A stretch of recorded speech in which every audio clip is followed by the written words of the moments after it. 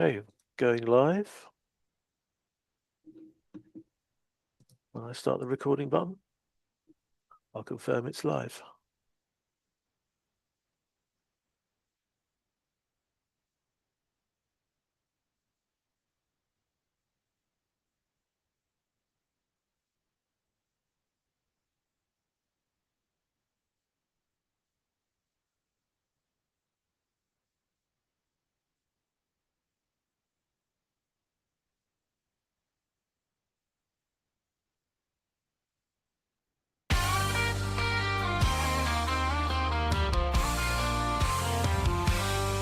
Every week we open wide the virtual stage where ideas spark and wisdom fills the page. From the UK to the land of maple trees, John and Mike bring clarity with ease. We're building meetings, webinars with might, helping you shine, your message taking flight. Whether you're new or you've done this before, Lord Zoom Live will help you do much more. We're building meetings, webinars with might, helping you shine your message, taking flight. Whether you're new or you've done this before, Lord Zoom Live will help you do much more. Thank you for joining us, we're glad you're here. Together we grow, it's loud and clear. On Zoom we connect, we learn, we grow. Welcome my friend, enjoy the show.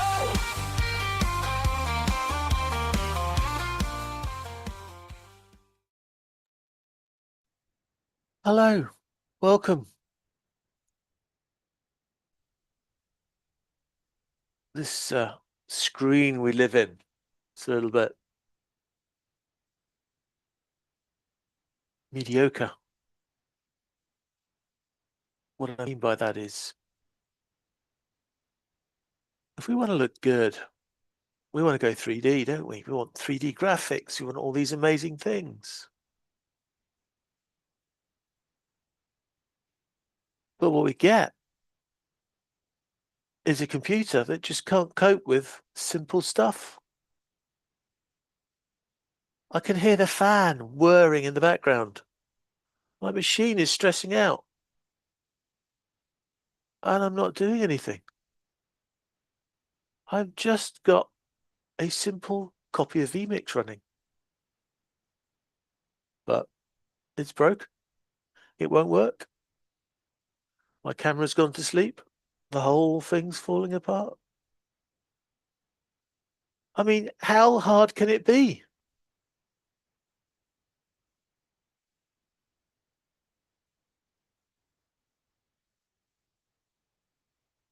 Let's see how hard it is. It's very hard because my camera has died. My graphics has died. And I'm just doing something simple. Really am. Yeah. And Johnny, I've taking over here. Let's see how we're doing. Yeah. Okay. Everybody can see us on YouTube. Hello, everybody. So Johnny will be right back.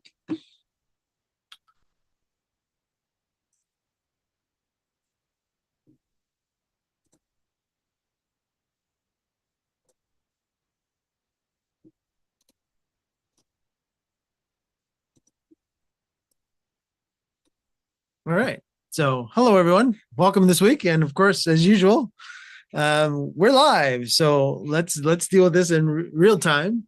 And Johnny's just getting his gear back together again, and he'll be joining us momentarily. No, I don't think I will. I think I'll just leave it to you. Carry on. All right. Carry on. The subject is 3D graphics. You'll start for 10, as they say at University Challenge. Yeah. Okay. That's how I feel. That's how I feel. Look, in my head, Mike, it just made sense. Right.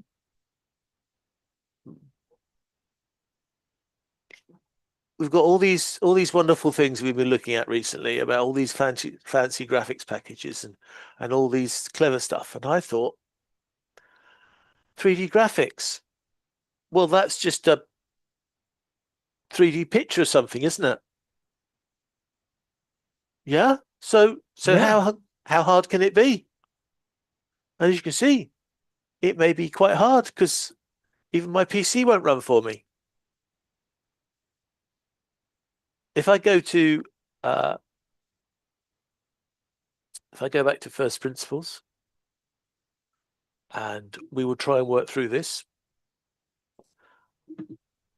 I have a slide here. I'll show it to you first. Oh, actually, I don't. I will.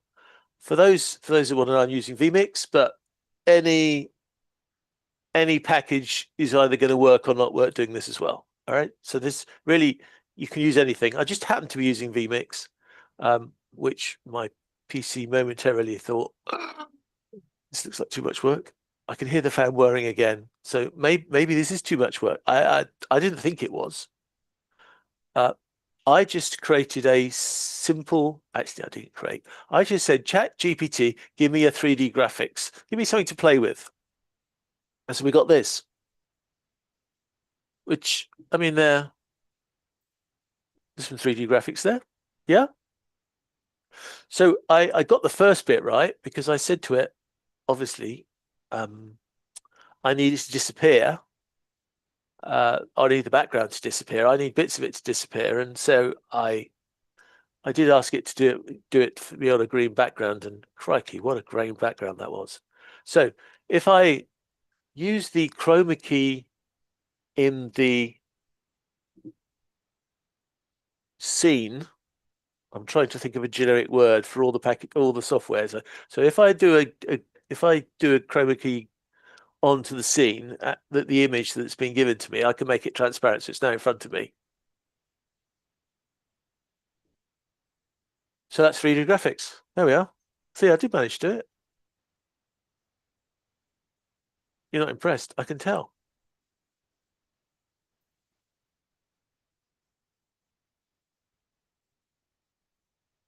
So let's also cheat here. So what I can do now is I can do some cropping.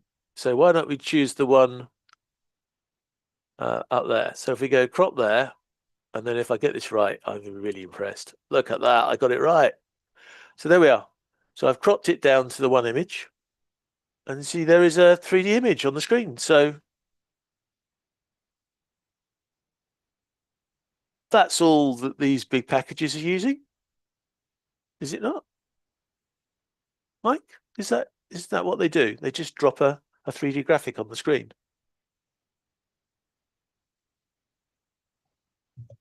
You can. Yeah. It can be as simple as that. If you're just doing, then you can of course move it around like John just did. Yeah, I'm trying to move it around to make the context make it look more realistic. If I rotate it. Oh, yeah. Woo, there we go. Yeah, so now John's getting a little more fancier now because now he's animating the 3D graphic. Well, I was wondering if putting it at an angle made it look more 3D. Do you know what I mean? It's not doing too badly already. I do see there's something there. It looks like a little arrow above. Yeah, that's the bar. I think there was an arrow there, but when I green screened it, I've sort of chopped it. I've sort of taken it out, but there was a green screen. There was a little arrow, but I think ChatGPT got that a bit green. I think the original was slightly green. But, yeah, and again, when you're in the 3D world, it's again 3D, 3 dimension, right? So yeah. So you want it to be able to do where these are quite handbrake, wrong way. Sorry. Oh, you're trying to grab it? Oh, yeah. Hold on. Yeah. Yeah, we just need one of those. Oh.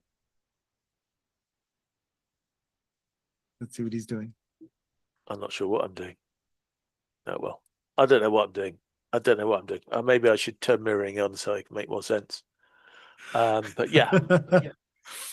So the whole, yeah. I have to apologize because it really, look, to stop. When I just sat there,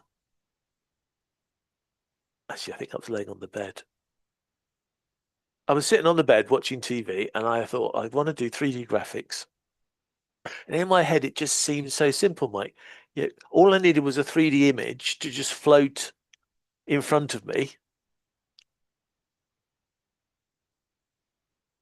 And that was my moment of genius. it was my moment of, isn't that all we do? If we have some 3D graphics, if we have somebody standing up and they have introduced some 3D graphics, isn't that just all it is? It's just an image, a 3D image, rather than a flat bar chart. It's just a 3D bar chart, just hanging on the screen, isn't it? Oh, hanging on the screen over there. Right. Now you can get really sophisticated where in the sports world, they'll get to the point of it almost looking like the person can actually walk through the 3D graphic. Now that in itself is very expensive. Yeah. And John would not be able to mimic that very easily, even using any. Bet I can. You would need very specialized software for that, because again, there's all kinds of it's working in conjunction not only with the actual software itself, but it's also working in conjunction with the cameras, so that it's also sending all the graphical information to the graphics engine to make sure that when it actually puts up the graphic on the screen, that, okay, it actually looks realistic, as if, in this case, if the person's supposed to walk through the graphic, it properly has the graphic around him so that the graphic doesn't look like he's actually going through it accidentally. Right. So as examples, and they've had, if you've seen it, a lot of the sports events will do this, where all of a sudden they'll have a floating scoreboard. Others sometimes will actually have it where they're actually, what else have I seen? Where all of a sudden coming up next, and all of a sudden you'll have, this boxer versus that boxer, but yet that would be floating over top of everybody above in the arena. Yeah. As a 3D graphic, as an example. But yeah. Perfect. No, perfect. But if we go to stage one and we think of, just a one shot where something comes in, I must remember it's over there, something comes into the screen, then is this not just stage one? 100%. This is stage one. Okay. This is 100% stage one, because again, you've already automatically, you're using a 3D image on a 2D screen. Exactly. So you're already picking it up that much already. Exactly. So the composite of this that I have at the moment for you is I've got a green screen behind me. I've made the green screen black because I've made my background color black. The green screen has taken me out. I've put a nice big white top on so it really glows and really shows up on the screen. And then I could go back a bit more, and my green screen is working quite well. My green screen is now right behind me, but I've now moved back. So I feel that I've created space between me and the camera. Would you say that's right, Mike?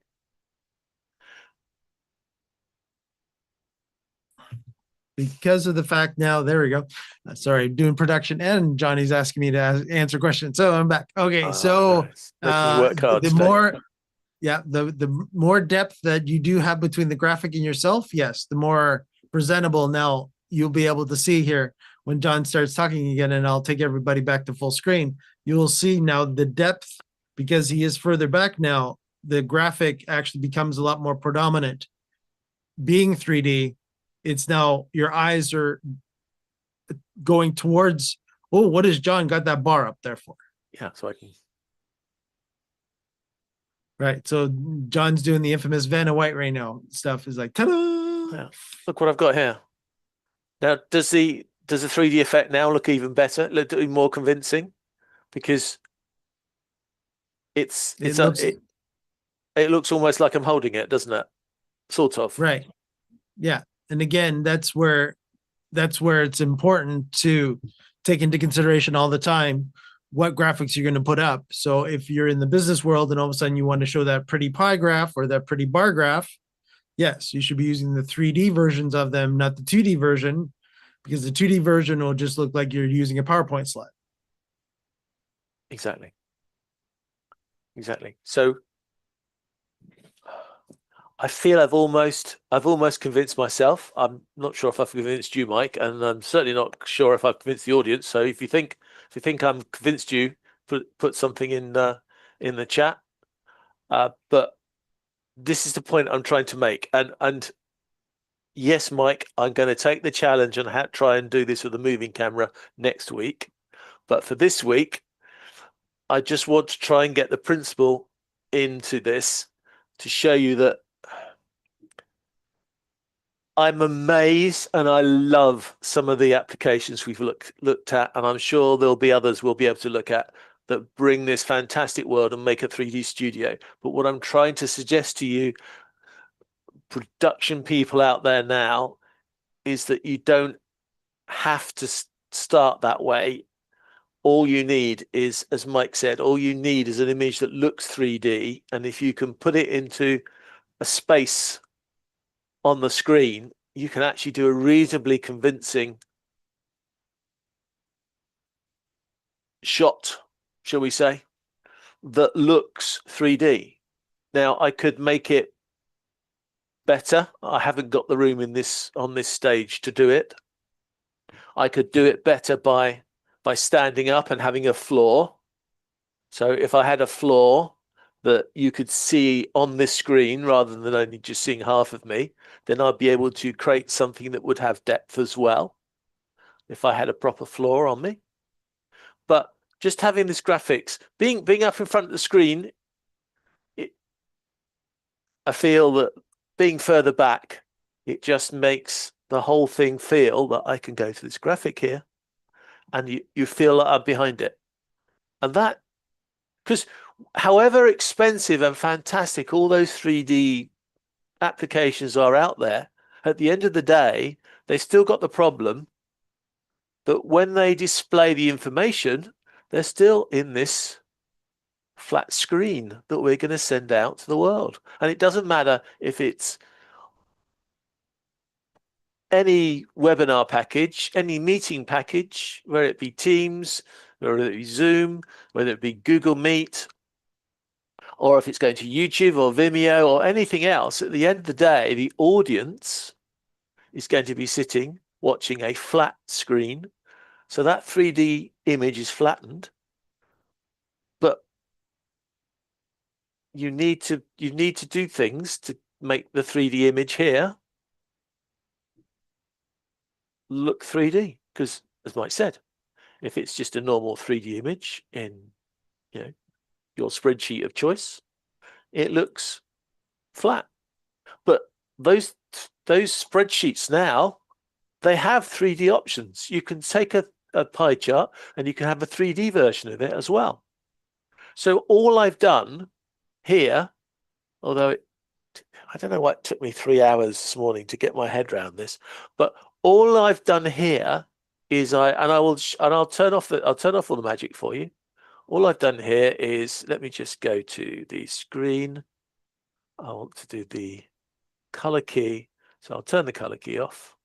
So all I've done here is I've got an image with a green screen on it, and I've turned off the green, and suddenly it's now floating in midair. And then in the positioning, there's actually more here than as you saw. So that's not the one I've cropped. So I've got another image underneath it. I've got 4 images on the screen, but I've cropped the screen so that I've just got the one image here. And then I can just pan and tilt. There's its mate. You see, there's the other one. So that's X. So to get rid of that one, I go like that. Just so it gave me 4 examples. I was hoping that one of them would work, and this one does work. And now I can use the panning. I can pan it off, so I can slide it in. Something like that, maybe. And you can do, then you can push it away as well. Okay, the pushing away is harder to do. But you see the idea. I can bring the image on, and now because I've stepped back, so to speak, from the screen, as I said, standing up would be even more convincing. I've created that 3D, that idea of 3D space between the camera and me, and I can now put an image in. And I could maybe put another image in, smaller, close. No, it'd have to be larger if it's closer to you, and I would then get the idea of the space. And maybe I would do a 3D image that is a 3D image that's coming out towards you more, because that again would give depth. This one doesn't have depth so much. That's why I was trying to rotate it a bit to see if I can make the thing a bit more convincing, but I can't work out how to rotate it. I don't think I can rotate it the way I want to, which is that way. Although I've got X, Y, and Z rotation, I can't rotate it the way I want, but my argument still stands sort of in my head. I think it still stands in here. But even with, I'm not insulting it, but even with OBS, in other words, even with a free video mixing program, you can create this effect. So adding 3D graphics is actually, if you take it down to first principles, is actually really easy. And it just looks so much more, I'm going to use that word, our famous word, so much more sexy than just dropping a 2D pie chart up.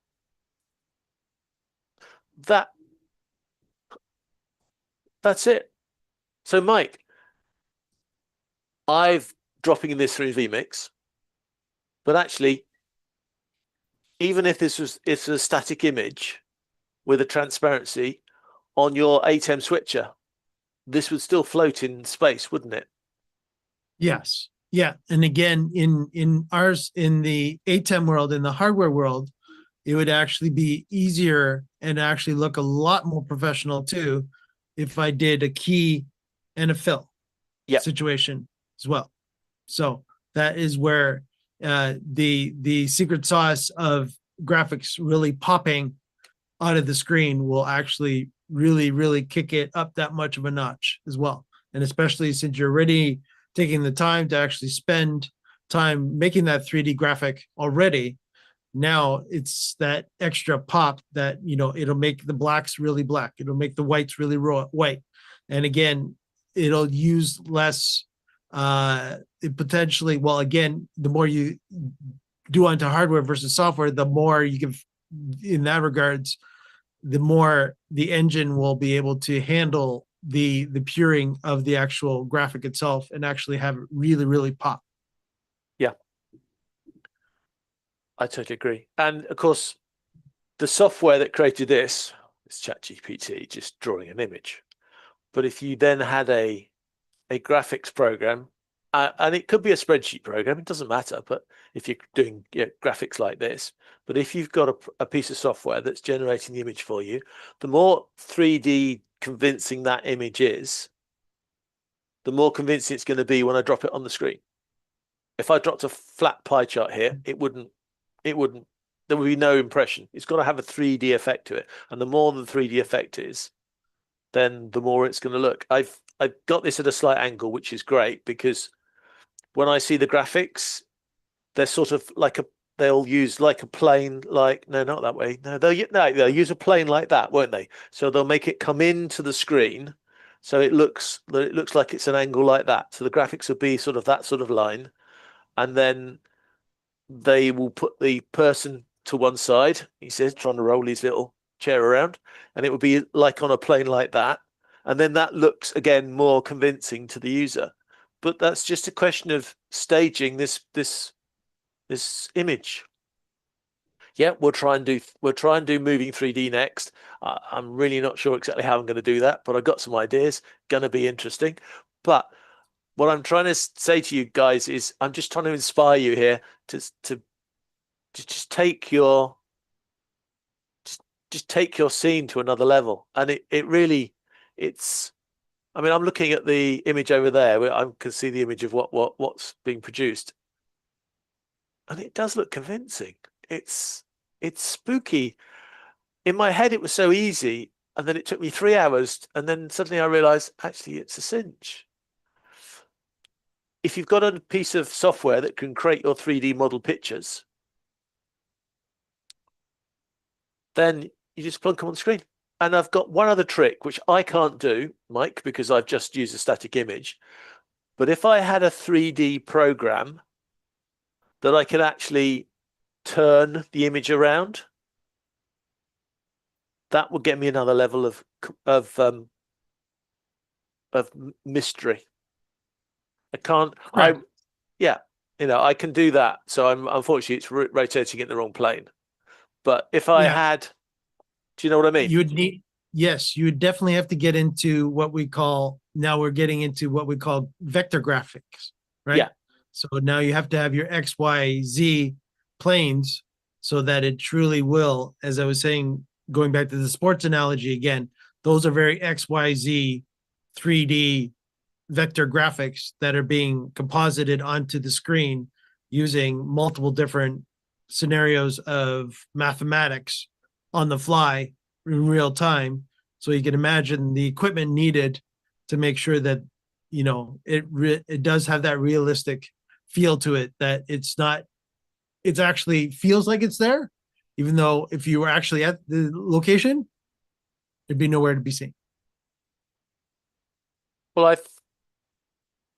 I think in many 3D graphics programs, you could build up an image for yourself, and if you can allow it to rotate a bit, it doesn't have to rotate much. But again, you just notice that when I start moving the image around, it does sort of in your head. It's our eyes and our brain is reinforcing the 3D version of it. Of course, the other thing I can do, of course, is I could zoom it as well, so I could bring it. Now, if I can't move two sliders at the same time with this program, but if you imagine if I took it over there and I made it smaller, and then I brought it in, and as I brought it in, it got bigger.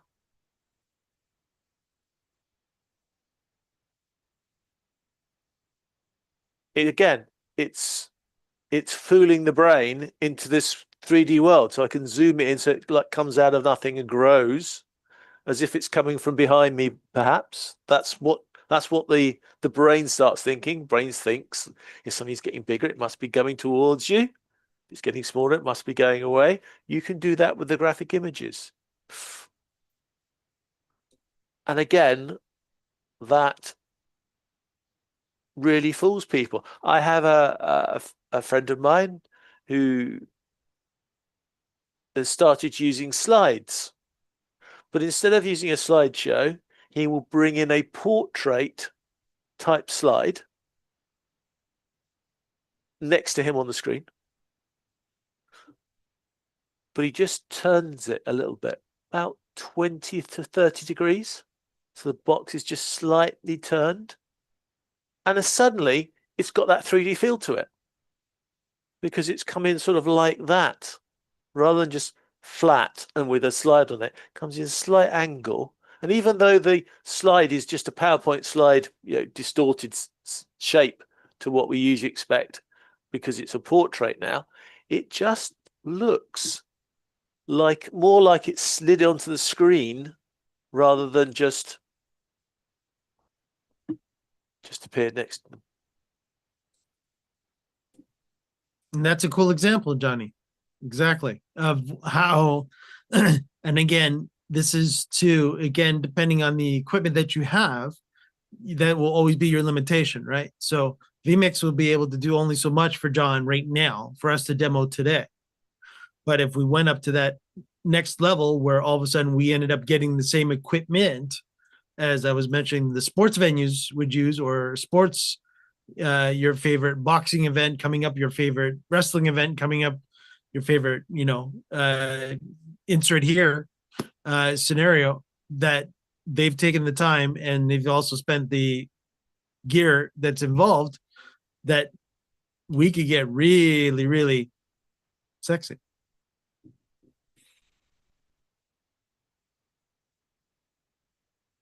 So what I'm doing Oh. here now is I'm going Oh. to, I'm not crashing my computer, am I? I'm getting Not as another. yet. We'll try. We'll try. So I've just made a copy of going to A to X, Y. So I want to go that one there. Okay. So I've just made a copy of the image. I've taken another one, and I'm now going to show you the behind and in front question, which I think Mike was alluding to a little bit earlier. So let me just, what shall I do? I'll just pan it over there for a second. And I'm now going to introduce a, as I said, doesn't look right, but I think it works like this. Okay. Oh, there he is. But this is where we have a bit of fun, because I've put that image on a separate layer, and that image is behind, the cloud is behind the other graphic, but in front of me. So if I move it, oh, you see, look, I can tilt it. Oh, I didn't think of doing it that way. So I can lay it down like that, give it a bit more 3D image to it. But if I move that down, I thought it was the other way around. Hold on. Right. There we are. Okay. Now it's behind. I promise you it is. There we are.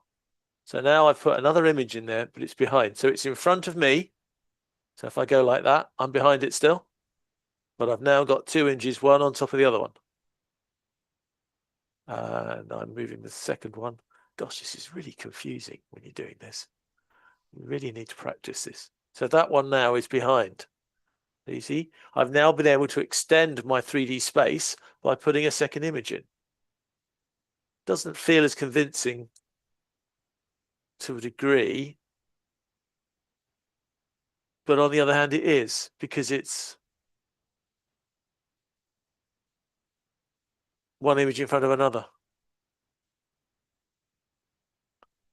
I just don't feel that the cloud is doing me service. But do you know what I mean, Mike? It's I do, Johnny. If you could actually modify it so that the cloud goes in front of the bars, that would actually be more realistic. But okay. I know what you're showing off right now. It makes perfect sense. So that, you know, if a cloud did come over, it would actually. So again, this is where you have to take into consideration too the graphic that you're doing on top of the other graphic to make it real, you know, realistic, right? Would a cloud ever go behind the bars? No. Well, there you are then. So that's, it's now in front. see, just like that.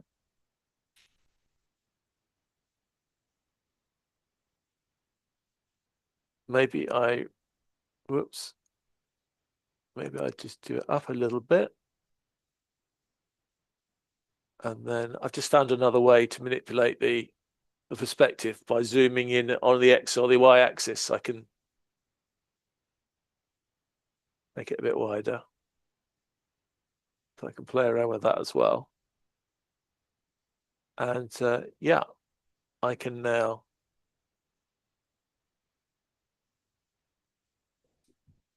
make it move up or down.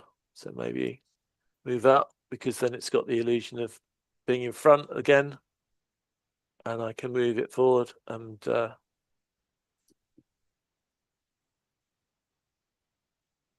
we are.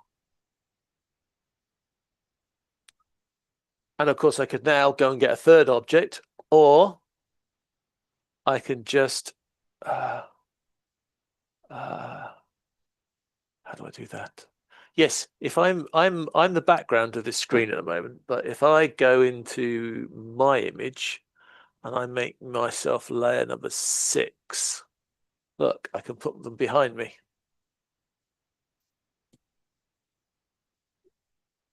So I Yeah. could, So now John is all of a sudden acting like a weather person. Partly cloudy. yeah, I can hear my computer now freaking out, trying to get the, trying to process this all. But so far we got away with it. So I can make the cloud now in front of me. There we are. Take my word for it. The cloud's in front of me. Look. So I'm now the middle. I'm now the middle layer of the three. Not so convincing for me, but again, this is just layers. This is just three transparent layers sitting on top of each other. So probably this is not the place to be playing with them inside a live vMix webinar, running everything. Maybe you just get these in your graphics program and you do a cutout of the presenter, and then you just lay them out on your graphics program, one on top of the other, and you just play around with it until you feel that the eyes are being fooled into the depth of the whole thing. And then once you've got that set up right, then export the different layers and bring them back into your whatever your mix program is. And then if you've got them in the same order, you should get the same illusion. So it really is, it's tricky, but on the other hand, it's also easy. And with all due respect to the people that do this with their professional software, I can still do a reasonable impression of what they do for a small amount of money, my time, and just some general packages. Obviously, they automate it and they make it all powerful, but they're tens of thousands of dollars. So we can do some of the clever things that they do on those packages.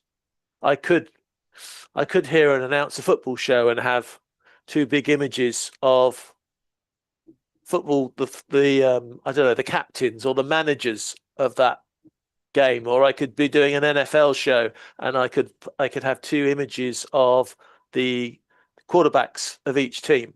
And if I bring down the image of the people and I slightly turn it so it's not flat, I think from where I played around this morning, Mike, I think that's the trick that brings a 3D in. You've got to make sure all your images are not flat. They've got sort of angle to them as if they're tilted, so that they look like they're trying to show a 3D perspective of what they are.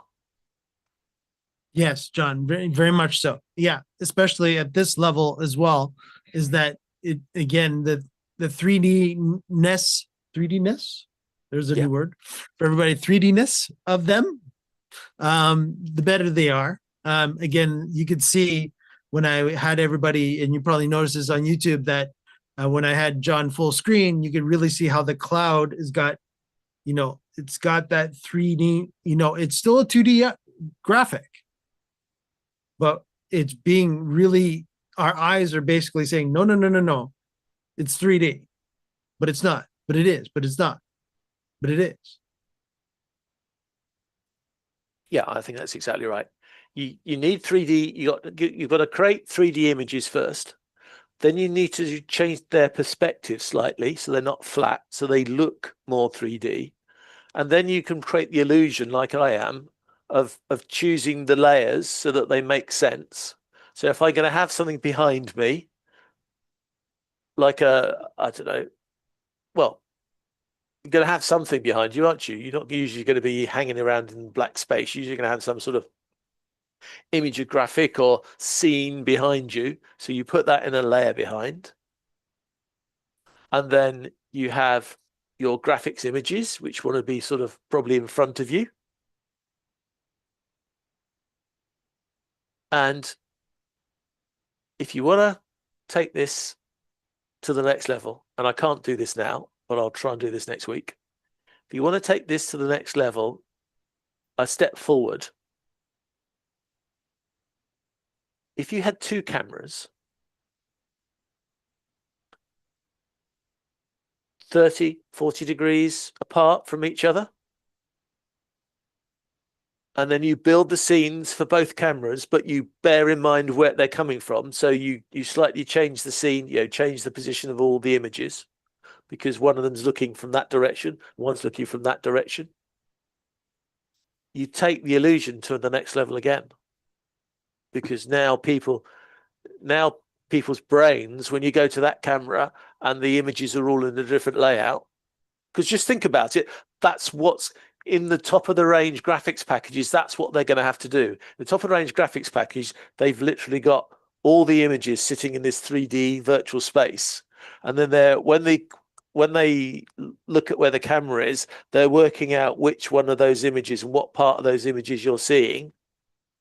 But if you've got two set cameras, one there and one there, you can fake the same thing. You just need to think about what's different that I will see from that direction to that direction. And then the illusion starts to really work, because when the brain sees two possible angles of the same scene, it's now built. It's because your brain is always building. It doesn't matter. Even Mike sitting there with his mic in front of him and his chair behind him, your brain is working out the scene and is imagining the 3D scene. Yeah, you see, the illusion of the microphone works even better when Mike then reaches his hand forward to touch it. That you're giving us perspective, Mike. You're giving us the idea of where everything is. So in our heads, we are imagining that 3D world, because that's what our brains do. I mean, our brains, let's not try to be too scientific, but you've just got two eyes. And if you don't move, your brain's going to make sense of everything it sees in front of you in that 3D space. If you go to there and then you go to there, it doesn't matter if you don't do the movement in between. If you do a shot there, then a shot there, and I've got imagination now that everybody's moving their heads backwards and forwards. I'm sure you aren't, but if you were, you would see the two parts of the scene of whatever you're looking at in front of you. And your brain is making sense of that 3D world. And all we're trying to do on this flat screen that I'm in and that Mike's on is to give you the impression of a 3D world. And if you can do that reasonably convincingly, I'm not saying don't buy those other packages. If you've got the money, buy them. They're brilliant, absolutely amazing. I'm still waiting for one of them to be brave enough to just send me a copy, because I would use it every single show. But until I get my hands on one of them, or I create my own, which is what I'll do if they won't, just to show them I can do it on a budget. This to me just takes your whole production to another level. And if you have customers or bosses or other people who are going to be part of it, if you can get them on a green screen, and I can't remember how I turned my green screen on now. I think I did it through vMix. Yeah, I did. So if you can get them on a green screen like that, and I expect that looks really weird now, because I expect is it trying to, yeah, so the background, you can't see me completely on the green screen, because the other images that are overlaying it are trying to clean it up for you. But you get the idea. I've got a green screen behind me. It's pretty impressively lit. It's a bit brighter to the top than the bottom, and you can see that the top of the green has been sort of caught by the other bits I've got here. But you can see I've got I have a green screen behind me. That allows me to be cut out. I'm not using the green screen of my Zoom, because I need the green screen. I need to be cut out on my processing to be done in my mixing package, vMix here in this case, because if I leave it until the last video conferencing program to take the green out, then the illusion's not going to work. I need to have it taken out so that I am a object just hanging in virtual space, because I've made my background around me disappear, and then I am then as an object, and I can then be moved. I can be in front or behind of the different things. So as we said, we can have things behind me, which could then appear. Maybe if you've got a screen, you could just like slide it down or reveal it on a downward space so it appears, a bit like I did for the cloud. So with the, if I go back, so I'm there. So if I go back to the cloud, do you know, if you play around with this after a while, you start to you forget how you did it, and then when you start doing it again, you can actually get a little bit faster. So if I crop it on the x-axis, so if I make my no x is going across, John, y goes up and down. So if I clean it on my y-axis, I could have it appear. If I just it's up here somewhere. If I just pull it. There we are. That wasn't very good. I did try that, but I hope you get the idea. I could just have a graphic just pull down and appear, and maybe I want that behind me, like the other graphic is. Here's my other graphic, but you see that's now behind me, so that illusion goes. So if I want to hold it, I really need to move it in front of me. And I can do that because I've got layers running now. So if I just go to, why did I have me on a different page? So I've got to think about this now. I need to go backwards. So I need to be a lower number because layer 1's at the front, at the back, and layer 8's at the front. So if I go to layer 2 and turn off layer 5, look, I'm now behind it. Oh, did you see how it's just sort of, see how I'm in front of it? And now I'm behind it. So now I move behind that image, so I can now do that. And I'm playing around again with the 3D description of the image.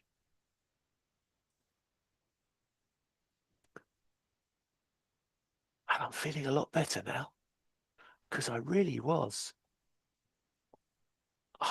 in a state when we started this, Mike, wasn't I? I mean, let's be honest, I was. It was all going wrong. It was all going wrong. It got to have faith. You've got to have faith. When you're doing this illusion, you've got to have faith. It does sometimes look a bit wrong, and then you've got to have faith. You've got to prepare it. You've got to test it. But as I said, I think the easiest way to test it is not to be sitting in the package like I am now, which is really difficult to test. What you want to do is you just want to get your 3D images, and you want some sort of graphics program. I'm not sure what graphics program to suggest, really. I mean, obviously, if you go to the full extent, you could use a 3D modeling program. And if you can get hold of one, then that would be a good idea, because if you've got a 3D modeling program, then you can create the 3D model like I have here of this graphic. But instead of this just being flat and I can't turn it around, if you've got a 3D modeling program and you can literally turn the model around in 3D space and then make sure you've got the angle that looks the most convincing for you, you could prepare it like that. You don't have to use the 3D modeling program live, although it'd be really cool if you did. And of course, we all know that if you had the 3D modeling program and it's got a transparent back, and if it can produce a transparent background, or don't have to produce a transparent background, if you just give it a green background or any other contrasting color, it's not going to conflict with the images. So if you give it a contrasting color, you can then use a chroma key to take that background off.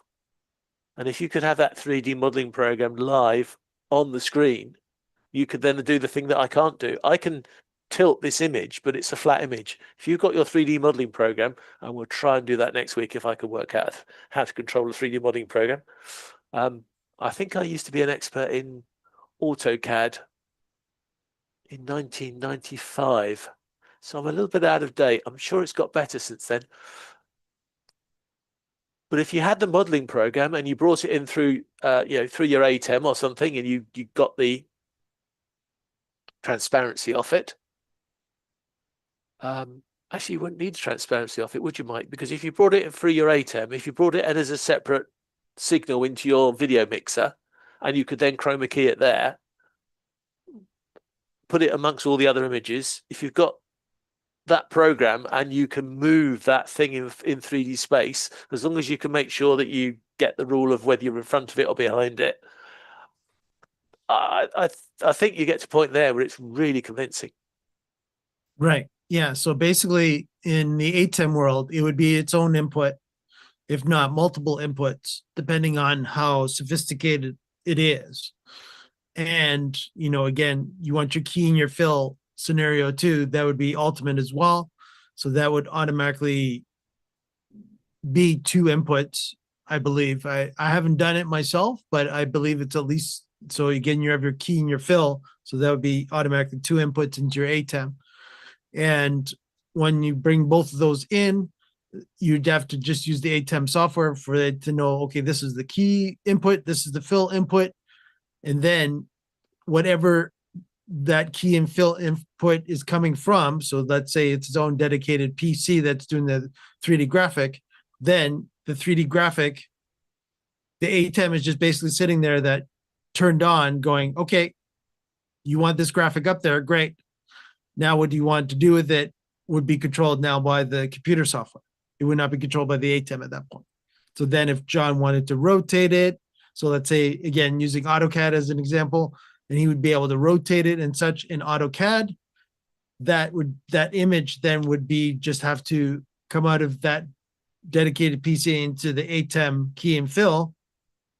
And then it would be really, really taking a 3D image that is 2D to that further 3D, getting really close now at this point to being true 3D.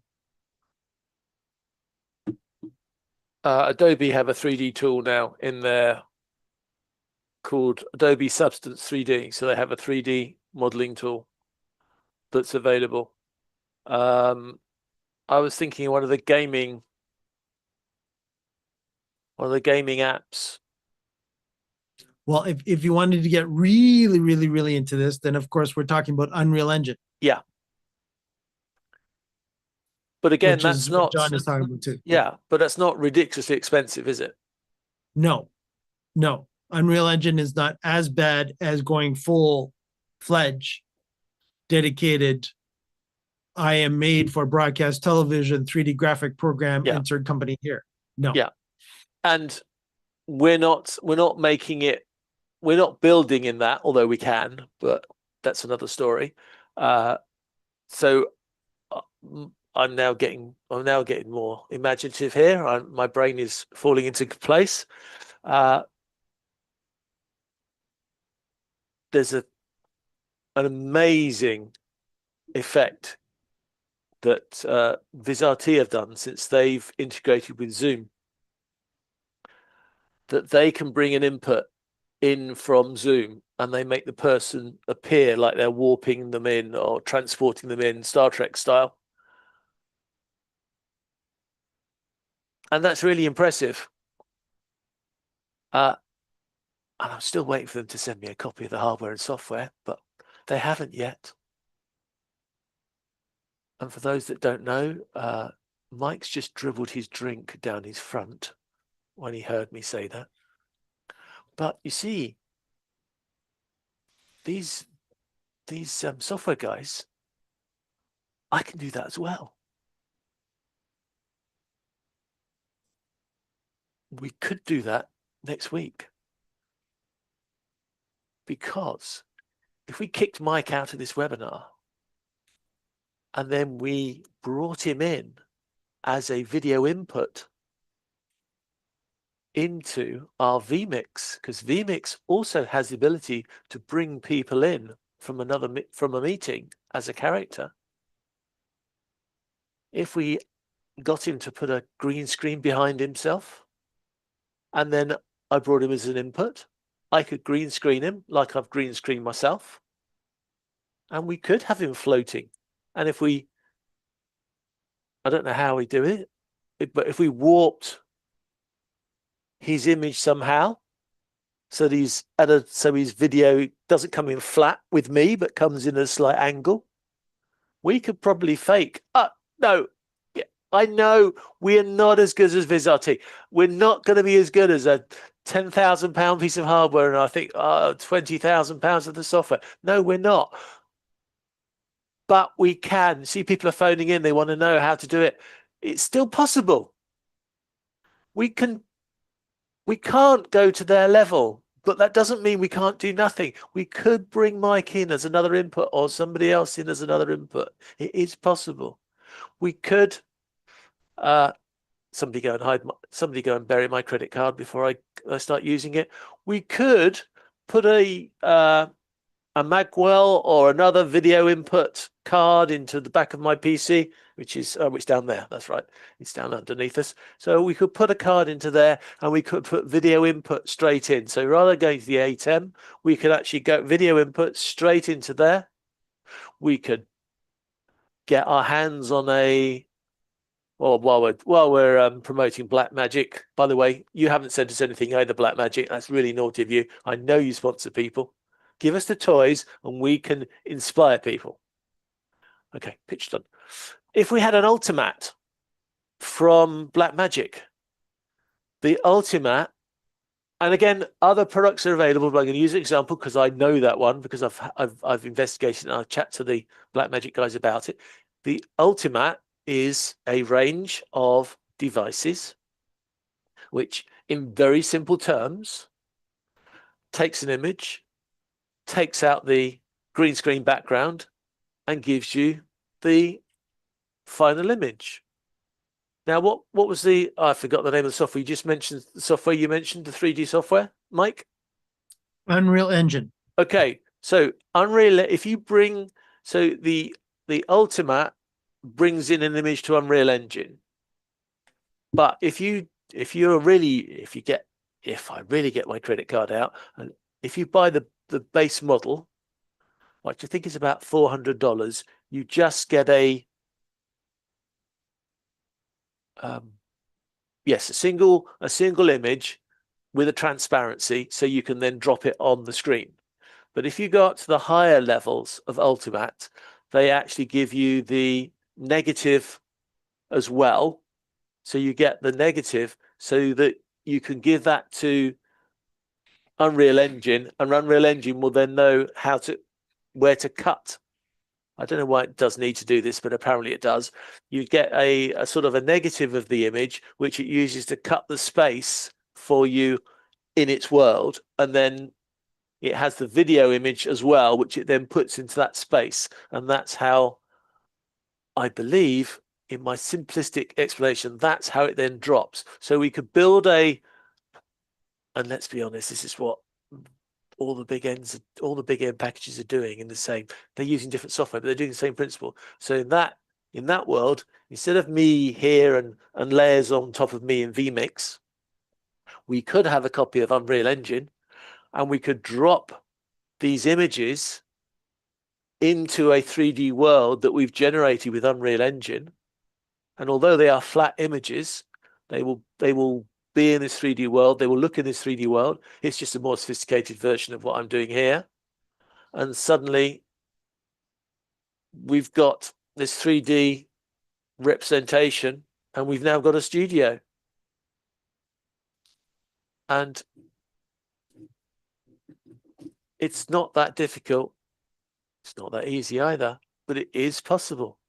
And if somebody's got the budget and the need for doing it, we could build a studio. And at that point, you could start thinking about moving cameras, because you could move a camera inside Unreal Engine. And that's all they do. In the sports things, all they do is they move a camera.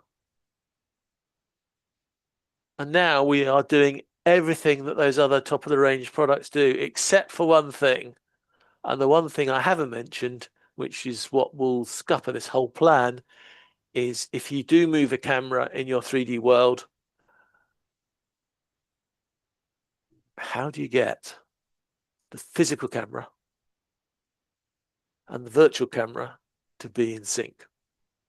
And that is the final nail that you need to bang in to make this 3D world really work. And that's the biggest challenge. Because if people don't move in the 3D world,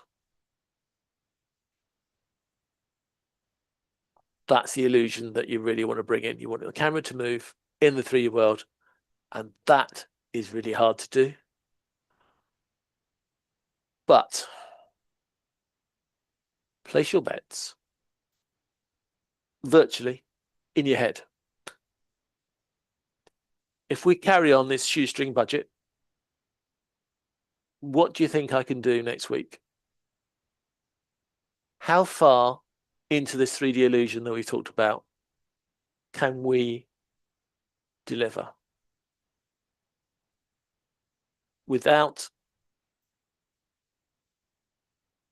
yet seeing one of these 3D software companies sending us a demo? In fact, if they did, I would compete. I would love one of them to supply the software so that we could do this and compare what the top of the range production people and what we do, because that would give us confidence. I believe we can get a reasonable, well, I don't know, a reasonable 3D image here with my little graphics and my little cloud. What do you think I can do by next week? And no, I'm not allowed to start spending lots and lots of money. I'm going to try and do it with a budget of next to nothing. I've got some ideas, but what do you see we can do? That's the challenge. Your challenge is just to guess. My challenge is to do it. Mike's challenge is to keep a straight face when I make a complete muck up of it next week. But that's what I'm going to try and do. I'm going to try and take this upstairs and take it to the next level of 3D just to see what we can do. Just to see what we can do. Because I just think the whole concept of 3D is just so sexy. Let's be honest with it. It just brings back that illusion. It takes us away from just being flat and boring and you know, a little box in a PowerPoint slide. Let's try and build some sort of convincing minor 3D world around for our presentations and see where we go. And again, Mike, I thought we've talked about this for 10 minutes, so we haven't we? We've got to our time. We have got to our time. Yes. Time flies when Johnny's having fun. Oh, well, Johnny had fun this morning. I wouldn't say this today. This presentation has been fun. It's been pretty scary, especially when the PC crashed at the beginning, but it survived. Because again, I'm only using one Windows machine with a 4080 graphics card. So I'm not overwhelmed with technology and hardware here. But I think we've done a reasonable job. I believe I've done a reasonable job in at least suggesting to you that this is all possible. So thanks for watching. Mike, thanks for keeping me going on this one. Of course, of course. And Johnny, we want to mention to everyone to follow us during the week as well. Please follow us. Watch them when they come on YouTube. I get really frustrating how I almost don't like doing lives now, because then I have to wait 24 hours before it reappears. But we have a selection of shows. There are more shows coming. We are trying to niche each show so that you know. So rather than you turning up to a show and having no clue what's happening, we are niching all the shows into particular subjects. So if you want to learn about something, then you can join the show that means something to you. On Mondays, we're really talking about gamification and how to get the excitement to going in the audience. On Tuesday, that's our big show when we don't know who we have. And Mike doesn't even know this yet, because I didn't have a chat with him before. We could possibly have some really interesting guests coming on our Tuesday show in the near future. Watch this space. Well, that's where we have our biggest fun. Then we have this production show where, yeah, we're going to mention Zoom because it's my example platform for webinaring.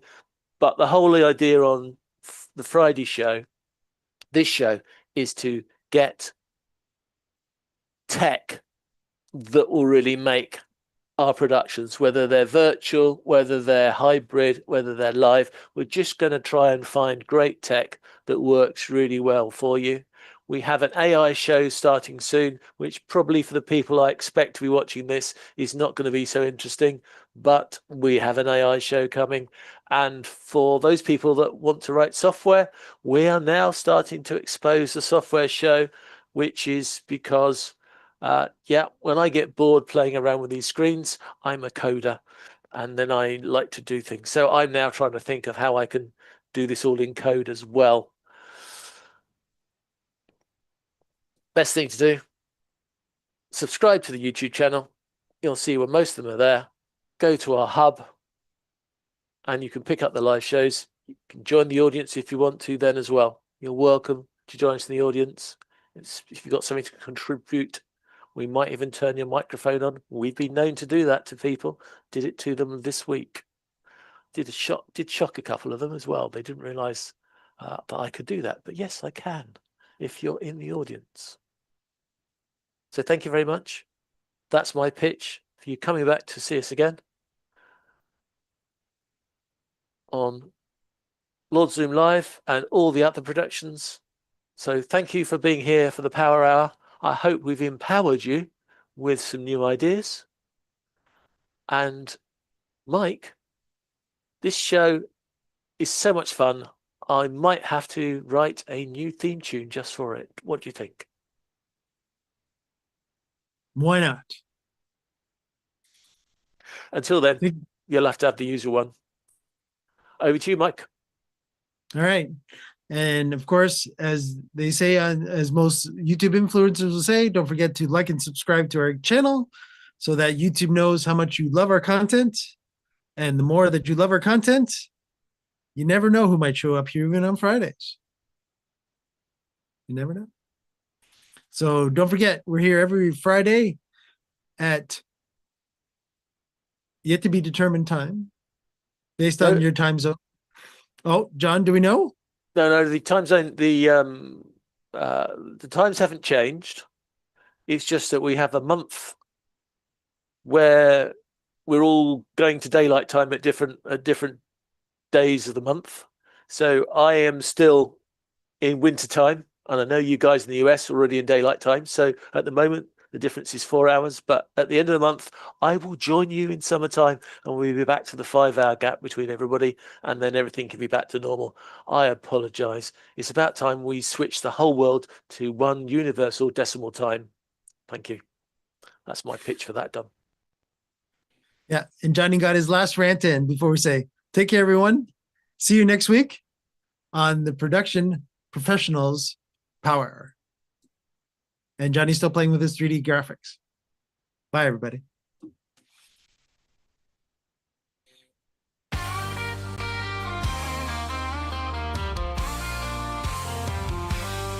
Every week we open wide the virtual stage where ideas spark and wisdom fills the page. From the UK to the land of maple trees, John and Mike bring clarity with ease.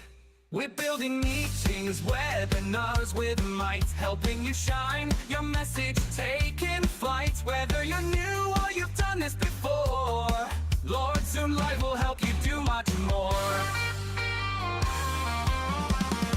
We're building meetings, webinars with might, helping you shine your message, taking flight. Whether you're new or you've done this before, Lord Zoom Live will help you do much more. Thank you for joining us, we're glad you're here. Together we grow, it's loud and clear. On Zoom we connect, we learn, we grow. Welcome my friend, enjoy the show.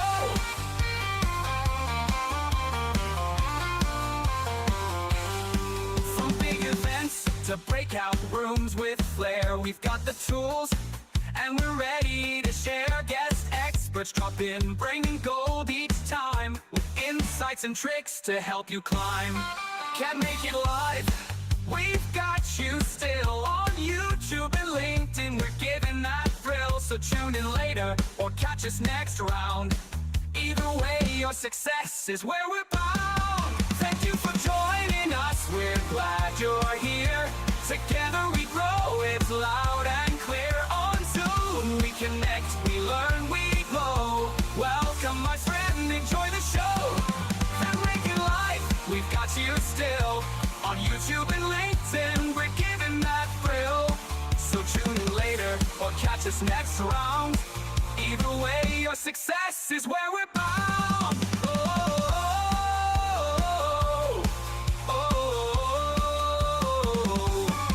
Now take the spotlight, the stage is yours. Bring your message through virtual doors. Each week we gather, and now you know you're not alone, so let it flow. Thank you for joining us, now go and shine. Share what you've learned, your voice, your time. With Lord Zoom Live, your power will grow. It's time to build your own show.